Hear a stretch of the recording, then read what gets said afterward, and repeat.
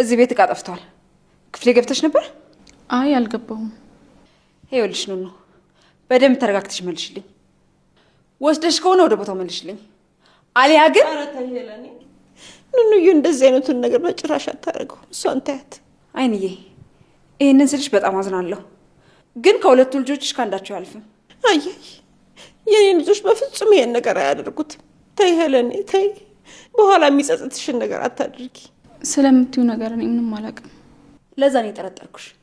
ምናልባት አውጥተሽ ሽጠሹ ቢሆንስ? ምን ነግቶሻል? ተይ እባክሽ እንደዚህ አትሁኝ። አመስግኜ ሳልጨርስ። እውነቴን ነው አይንዬ።